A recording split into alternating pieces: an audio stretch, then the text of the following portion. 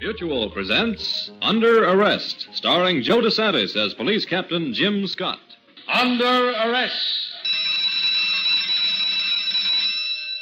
Into your cells.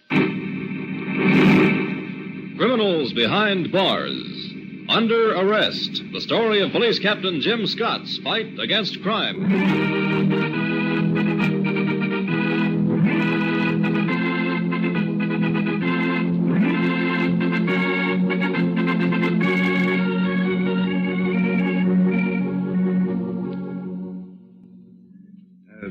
Sit down, Mrs. Mollison. Mollison, yes. How can I help you, Mrs. Mollison? I understand you're in charge of leasing out space here at the New City Airport. Well, not airfield or hangar space, Mrs. Mollison, just commercial space in the various buildings. What did you have in mind? A luggage shop, Mr. Hale. Smart and expensive. Yes. Your address, Mrs. Mollison? 21 Courtney Road. Previously, I was thinking of a smart dress shop. Dresses, suits, coats, accessories. I had a shop of that kind in Seattle, and... Yes. I had the impression when you came in that that was more your style than luggage. I take that as a compliment, Mr. Hale. Have you the time? 11:45. Oh, dear. I'll be late for my next appointment. Could we meet again, Mr. Hale? Well, it'd be a pleasure, Mrs. Mollison. I'll be needing so much advice. May I telephone you in the next day or so? Any time, Mrs. Mollison. Goodbye, and thank you. Goodbye. Mrs. Mollison. Miss Schumann, the lady who just left my office. Oh, not so quickly, eh? That's too bad. She left her handbag on my desk.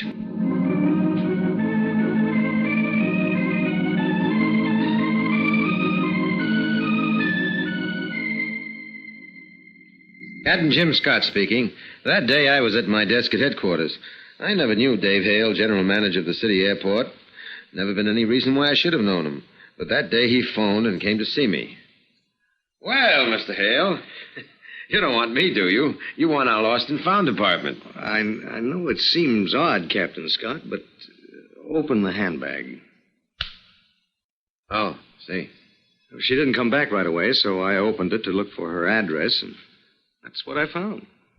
25 caliber automatic. Handy weapon. You said her name was Mollison. Any first name? She didn't mention any. Husband's name? Oh, well, that's the funny thing. What? Well, of course, she said her name was Mrs., but... Well, I just can't think of a husband in connection with her. Ever notice that about some women, Captain? Usually that kind doesn't want you to think about a husband. Or am I unfair? Well, I must say this Mrs. Mollison's...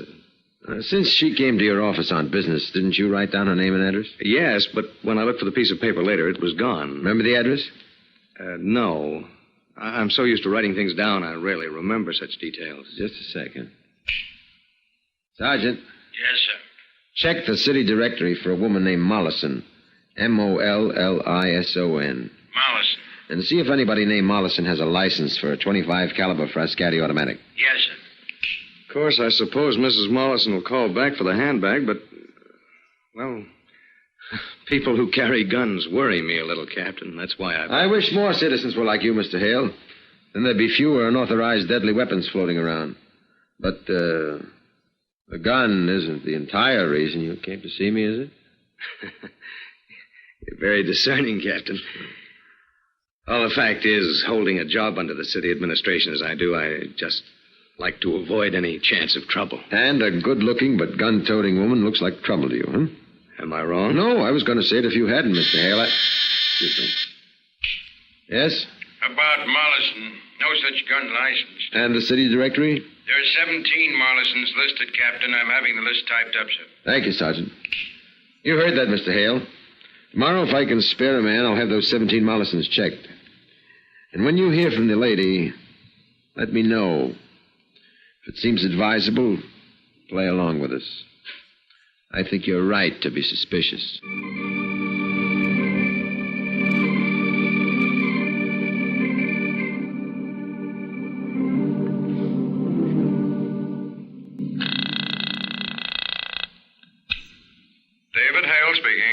This is Mrs. Mollison, Mr. Hale. Oh, hello, Mrs. Mollison. I'm sorry to bother you, but I think I left my handbag in your office this morning, didn't I? Why, yes. Was there much money in it? Money? Well, I thought perhaps you'd have opened it, looking for my name or address or a phone number. Well, the fact is, Mrs. Mollison, I did. Oh, then, of course, you found the gun. Yes, Mrs. Mollison. But not your address, which I'd mislaid. Nor your phone number. That gun belongs to my brother in Chicago. He insisted on lending it to me because I'm so often alone here at night. Oh, I see. My husband's a structural engineer. He's away so much. I could be arrested for not licensing it, I suppose. Now, this is awkward. I can't get to your office again for several... Mr. Hale, I wonder if you'd think me very forward. Forward, Mrs. Mollison? Well, we could kill two birds with one stone. I could recover my handbag and use the theater tickets at the same time. Theater tickets? Well, my husband was suddenly called to Morgantown, and we bought 2 good seats tomorrow night for the play at the Lyceum, Green Forest. I hate to miss it, and if you'd care to join me, why... I'd be delighted, Mrs. Mollison. I can pick you up at 8 and bring the handbag with me. 8 tomorrow evening, then. Goodbye. Mrs. Mollison, your address. Oh, of course. 21 Courtney Road, the Green and White Bungalow. At 8 tomorrow evening, Mr. Hale. And thank you very much.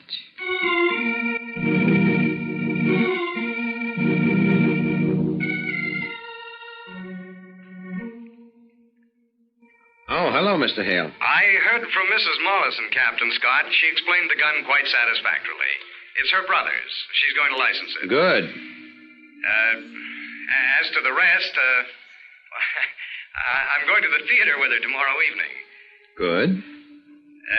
Captain, I promised to return her handbag.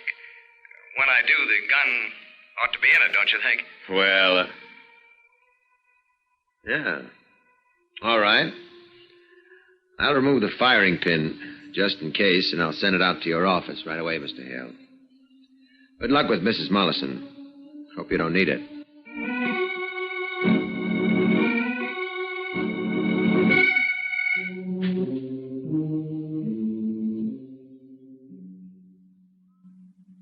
You've made this evening a lot of fun, Dave. I'm very glad you enjoyed it. I'm glad you invited me. How about coming in for a nightcap? If you hadn't said it, I was going to say it myself. Come on. What's more, I'm delighted your husband's away. Well, I'm delighted he's away, too, Dave. Well, that's odd. I was sure I put out all the lights when we left. Well, anyway, I can give you a... Good evening, darling. Bob, I thought you were in Morgantown. No, I got halfway there and got a wire on the train putting over our conference for a week. This gentleman is... This is Mr. Hale, my husband. How do you do, Mr. Mollison? Nice of you to entertain my wife, Mr. Hale. I hate to think of her being bored while I'm away. Vera, no doubt you were giving Mr. Hale a nightcap. I'll join you. I think I ought to be going, Mr. Mollison. Oh, why? You came in for a drink. You're going to have it. I'm taking a light scotch. Vera takes sherry. What can I give you? Light scotch should be fine. Plain water, no ice. I was very disappointed about my trip, Vera. Of course. How was the play, darling? The play? Well, the fact is, Mr. Oh, it's Mollison... a wonderful performance, Bob. You'll have to go and see it yourself. Mrs. The first act's dull. I didn't like the father at all, but the rest is very exciting. Didn't you think so, Mr. Hale? Well, maybe you'll see it again, Vera, with me. I'd love to. Your drink, Mr. Hale.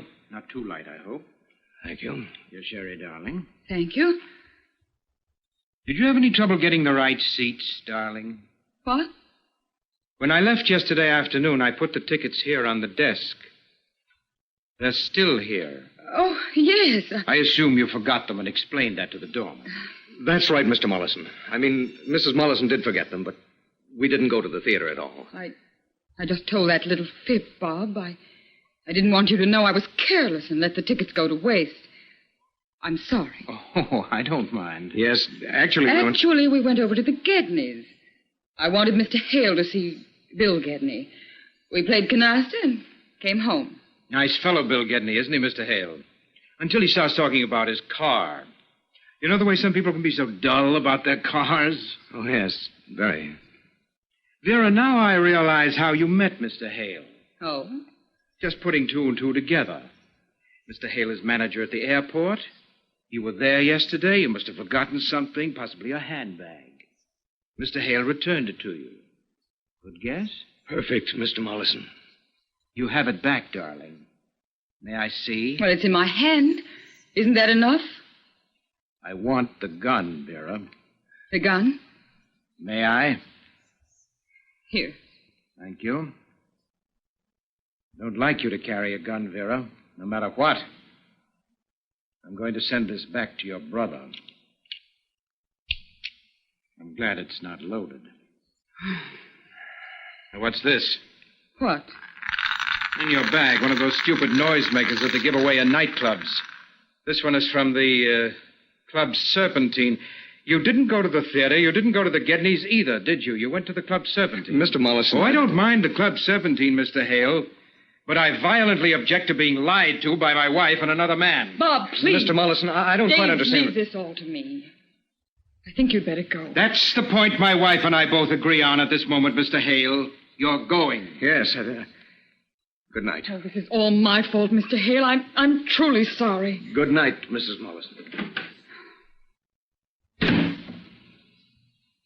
Well, Bob, I think I've hooked him for you very neatly.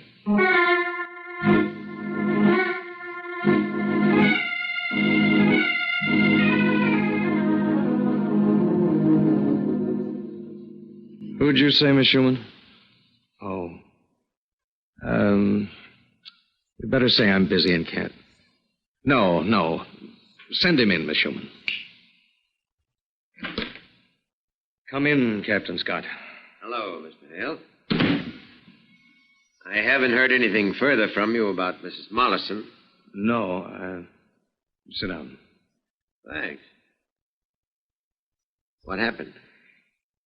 Well, fact is, I felt rather silly. That's why I didn't call you. Silly? I told you she invited me to the theater. Actually, we didn't go. She forgot the tickets. We went to the Serpentine instead, and later to her home for a nightcap. Unexpectedly, her husband was there.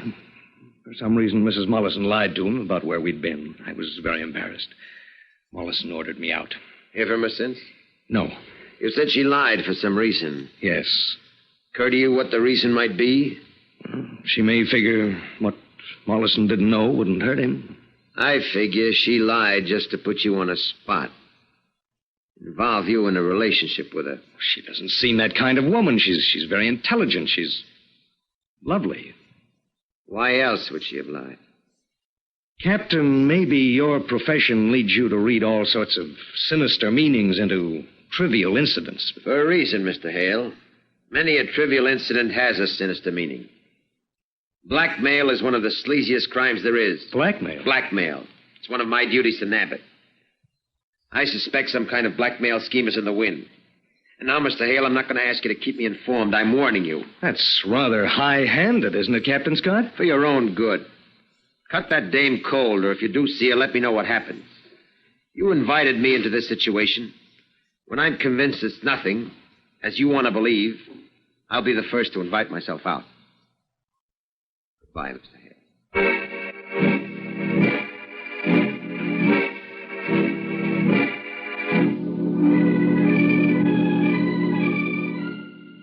Your drink, Vera. Thank you, darling. Dear, you're a better judge of male character than I am. What's your opinion of David Hale's state of mind after the last 6 days? Well, You needn't be modest with me. I only want to be accurate. I'd say he's in a state of high curiosity. Mm-hmm. He's a nice man, so he can't figure out just what I was doing lying that night. I seem to be a nice woman, so why would I lie? You don't think he's a cynic, do you? A cynic? A man who thinks all women lie? I don't know what he thinks about all women. I only know what he thinks about me. For instance? He fell for me. Hard. I hope you're right. That's why he's so curious. Even if he's scared, of you, for instance, he's curious. Vera, don't estimate him for a fool. I inspected your supposed brother's gun. Did you know that the firing pin was removed? Well, he's a cautious man, isn't he? Well, it's a warning to us to be careful. It's time for the next step, isn't it? I think so. The embarrassed wife calling a sincere friend to explain the little business of the other night. A tear in the eye, a hint that your husband is an unfeeling brute. I know. In short, if he's on the brink of falling in love with you, push him over the cliff. Oh, darling, we've been invited to Mabel Spinner's party next Monday night. She has a penthouse apartment, you know. Suppose I call Hale and say you're away again, and that I want to explain. Yeah, I think that'll do it, Bob. Pressure my drink, will you?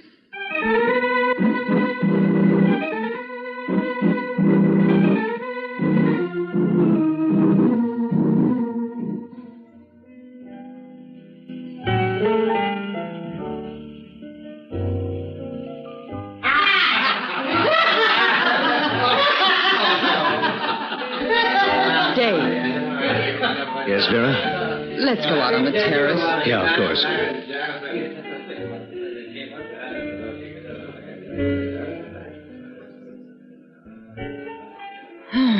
It's like being in another world.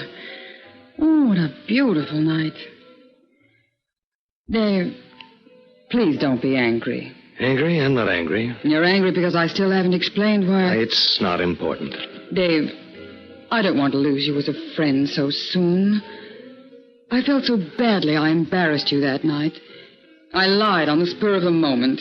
It's hard for me to explain exactly why. Bob's character, I suppose, and instinctively Well, he's my husband. A good husband, really. I shouldn't criticize him, but... Oh, Vera. I told him the next day it was awful for him to have acted the way he did. Then I was ashamed to call you. Days went by. He went away yesterday morning, and I thought, well, why should I be ashamed? Well, then let's forget it, Vera. Can you? Well, not literally, I suppose. I mean... For days I couldn't think of anything but the look on your face that evening. Dave, What? Oh, never mind. What were you going to say? I shouldn't say a thing like that. Like what? Tell me. It presumes too much about your feelings for me. After all, we're not old friends. I'm simply a woman who wants to go in business again for herself. Some escape from... Oh, we'd better go back inside, Dave. Vera, you can't presume too much about my feelings. Don't say anything. This is the third time I've seen you. It seems like the 100th. That's got to mean something. Well, under the circumstances, Dave, what can it mean? I love you. No. Not possible in such a short time? Why not? Please, Dave. This is probably the last time I'll ever see you, and I've got to say it. I love you. And I wish I didn't have a husband and that you loved me. Oh, and... Dave. Oh, Vera, darling. My darling. I do love you. I'm so glad. Glad. I was hoping you'd... Thinking of it, wishing that... I don't believe you. What? How can I? You love me? I believe you, Dave. Why shouldn't you believe me? I'll prove I love you, Dave. I'll tell you why I really came to see you at your office last week. I'll tell you why I invited you to the theater and why I lied. It was to involve you personally with me. I'll tell you why I lied when my husband was there. For the same reason. To involve you deeper. To make you feel guilty. I knew my husband was going to be there. He and I planned it all beforehand. Including my bringing you here tonight. Bob Mollison poses as a consulting engineer.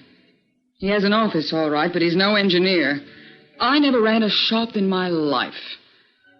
The rest of our scheme is to get you involved with me further.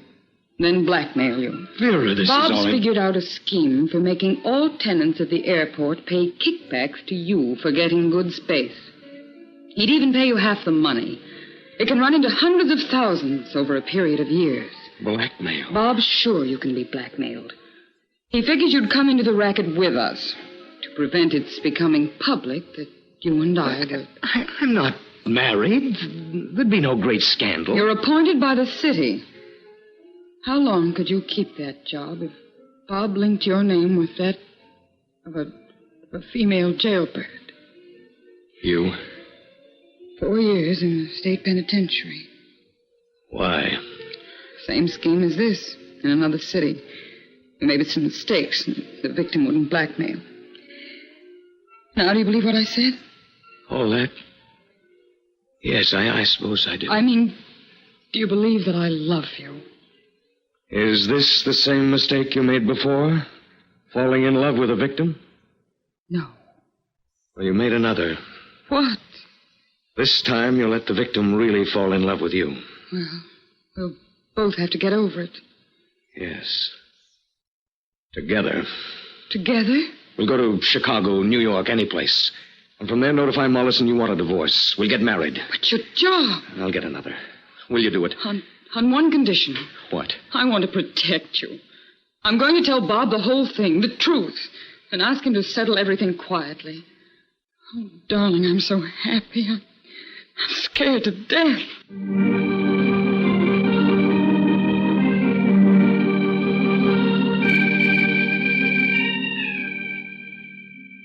Can we talk here privately, Captain Scott?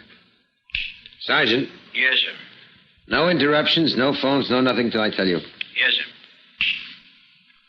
sir. Last night, Captain, I saw Vera Mollison again. She and I really have fallen in love. We're leaving the city. She's going to divorce Mollison. We're going to get married. Have a cigarette, Mr. Hale. I can see that speech took all the nerve you've got. Yeah. Thank you. Light?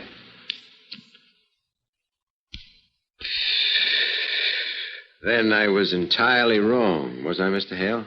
About there being some kind of scheme? No. But that's all over now.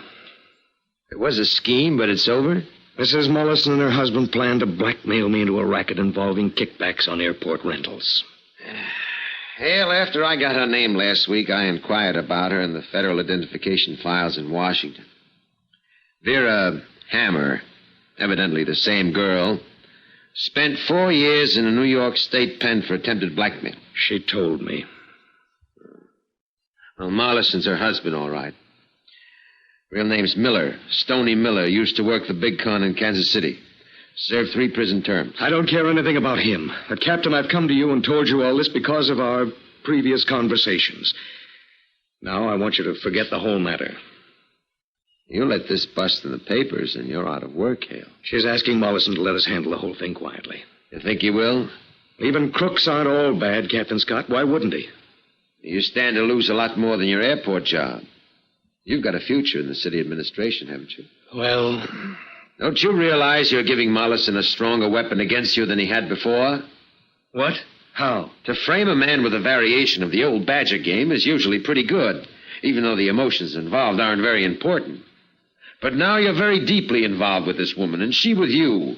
Mollison will see that. He knows you'll pay higher. I'll leave the city and stay away. If you balk him of this particular racket, he'll want to be paid high for letting his wife go. And if you can't do that, he'll refuse a divorce. I don't care. Listen to what you're saying, Hale. It can ruin your life to be tied up with a woman married to a crook and she an ex-con herself. We don't care anything about anything except that we love each other. You're going to hate me the rest of your life, but how do you know that even what she told you last night isn't part of a scheme? What? Which of you two suggested handling it quietly? No, Vera did. There it is, the real hook. They figure you'll pay higher if you're really in love than even if it was just a frame. That's a rotten thing to say about her. I swear she's sincere. Hale, have you got the nerve to come with me to visit them now without warning and find out?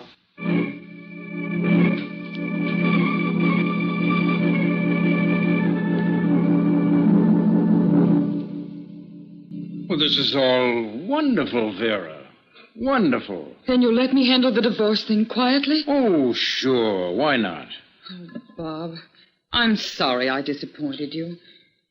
It hasn't been bad with you, taking everything together. No, it hasn't. You can find a new partner who won't let you down. If it's all the same to you, I'll move to a hotel. Darling, you're getting ahead of yourself. I said I'd let you handle the divorce thing quietly, provided Hale cuts me in on the airport rental racket as soon as I set it up for him. You're crazy. He won't do it. To marry you, why won't he? Because we're not going to start off wrong. All right, then I'll smear it all over the papers. But you promised. For a price. Bob, please. The racket idea's out. Can't you leave us alone? Well, sure, but not for nothing. All right. I'll go away. Alone. Away from you and from him. All right, I'll smear him anyway. I'll yell he knows where you went. You rotten crumb, you. You better put down that phone. If you hurt Dave, I'll tell the one thing about you that'll finish you for life. Oh, stop kidding. You were in on it, too. I don't care anymore what you do to me, but I will help Dave. Put that phone down. Operator, I want police. Oh. You're done anyway, Bob. The operator certainly heard this. Don't move, Mollison. Police. Police? Hold still the way you are. Be that gun. You get handcuffs. Police? Hello?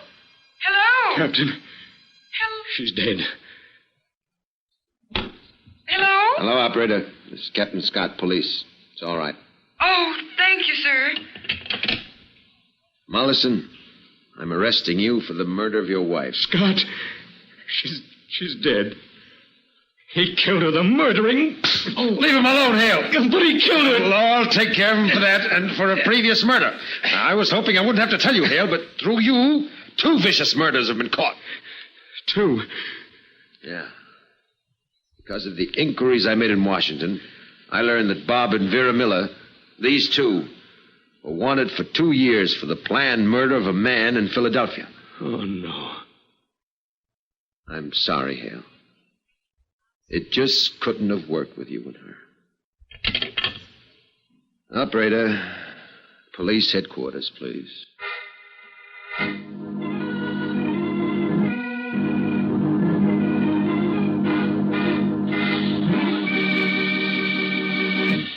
Under arrest. Into your cells. All prisoners present and accounted for.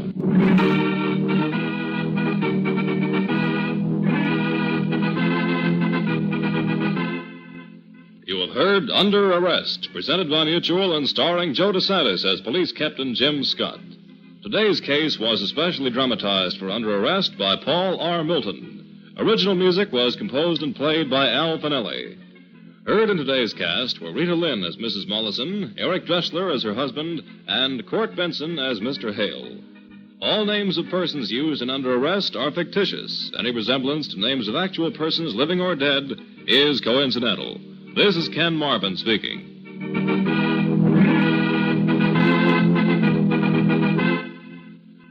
This program came from New York.